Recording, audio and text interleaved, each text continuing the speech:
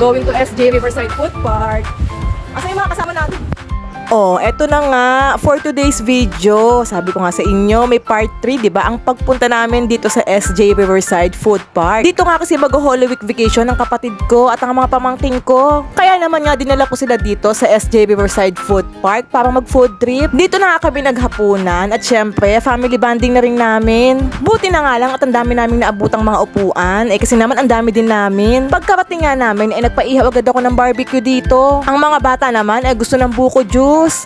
Kaya naman binili namin sila dito lang sa Food Day. At syempre, tinikman din namin dito sa Botchilog ang pinagmamalaki nilang Jumbo Siomai. Sulit naman talaga pag bumili ka dito ng Jumbo Siomai. Sa halagang 60 pesos nga lang, 5 pieces na Jumbo Siomai na yon. O diba, san ka pa? Busog at sulit ang pagkain mo dyan. Pati nga yung sausawan nila dyan, masarap din. Syempre, hindi mawawala dyan yung favorite naming lemonade with Yakult. Dyan nga lang yan sa Zip and Sweet. Masaya naman talaga pag magkakasama kayo ng buong pamilya nyo. Sana nga sa susunod, kompleto na kami.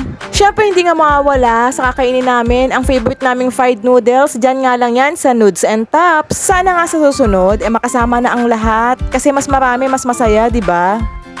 Vlog ba yan? Oo, vlog to. Sama kayo sa vlog ko, syempre. Sama kayo sa vlog ko. Sinubukan nga rin nilang kainin ito ngang one-day-old chicks. Tama ba, one-day-old chick ang tawag ko dyan? O basta yun na yun, masarap naman daw. At syempre nga, pagkatapos kumain, request ng mga kids, itong ice cream, dito lang yan sa Big Scoop. O alam naman nating masarap talaga ang ice cream dito sa Big Scoop. That's all for today's vlog. Bye!